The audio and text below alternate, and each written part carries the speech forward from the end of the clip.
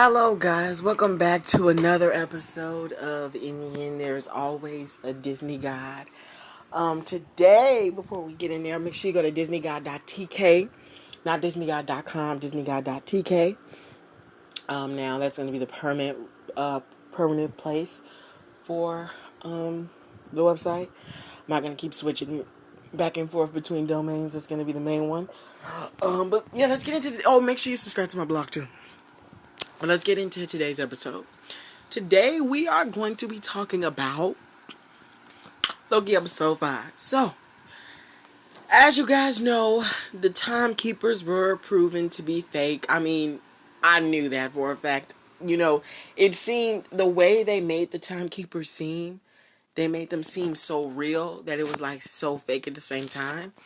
Many people thought that Kang the Conqueror, Mephisto, and all these other old faux villains could be the ones behind the TVA. And we honestly don't know.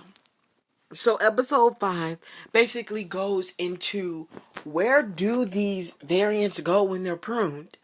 So we finally find out that when they're pruned, they're sent to I wouldn't say the end of time, but they're at the end of time where this void is protecting or guarding this place that could be the place that potentially created the TVA.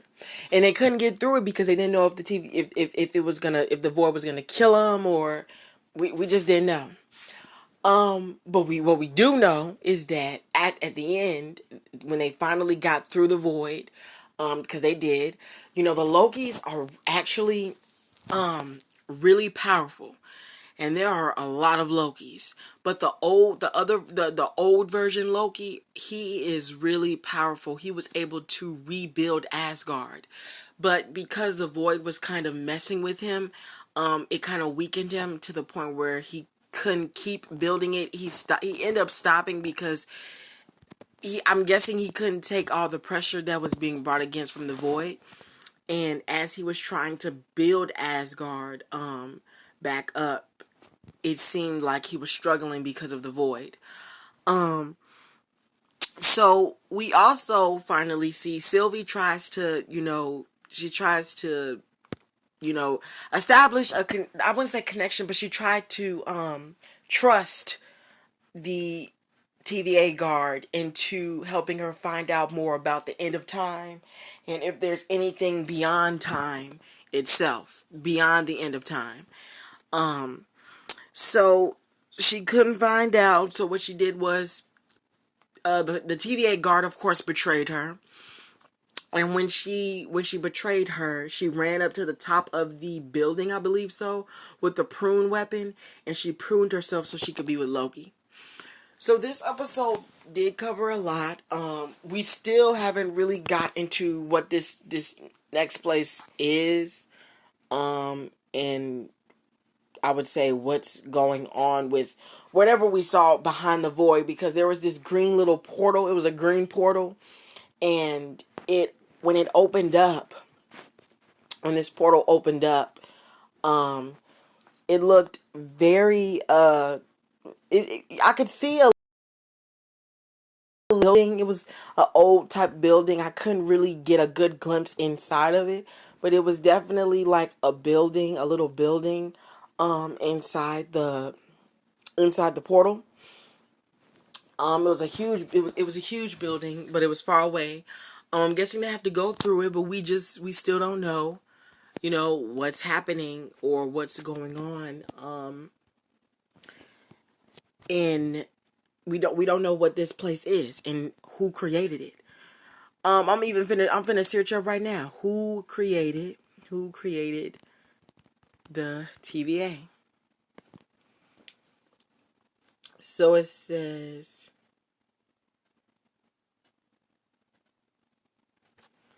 okay, no, that's the wrong one. TVA Marvel. Okay, let's see. It says the Time Variance Authority first appeared in Thor number 372, created by Walt Saltzman and Sal Buscema. The TVA originally paid homage to longtime Marvel writer Mark Greenwald. The TVA staff were all clones of Greenwald. Um, the Time Variance Authority, an organization created to maintain a single timeline and prevent a war of multiverse, made its debut in Marvel's comics. So it's not giving me like more on who, it's giving me more on what it is. Um, so it's crazy. I would definitely say, yeah. I wish there was more information on this. But I mean, it's definitely gonna be revealed in the final episode. I'm gonna see what they're saying now because I know this is probably trending all over right now. Let me see what they're saying on Google. So it says right here, um, a fan theory suggests an old MCU. I don't know why people think all these old MCU characters are gonna come back. I wouldn't be surprised. I highly doubt it. Uh,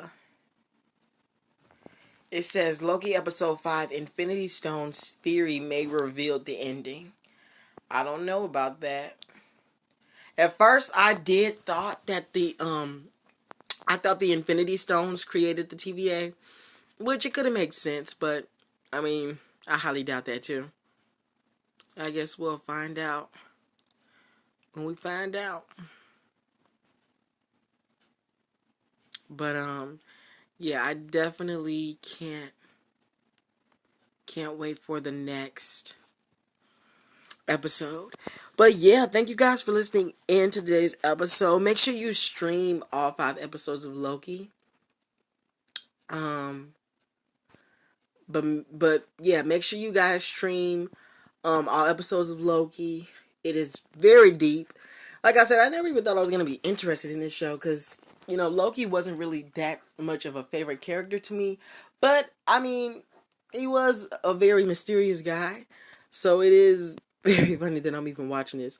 But make sure you guys do watch it. It's very good. It's awesome actually.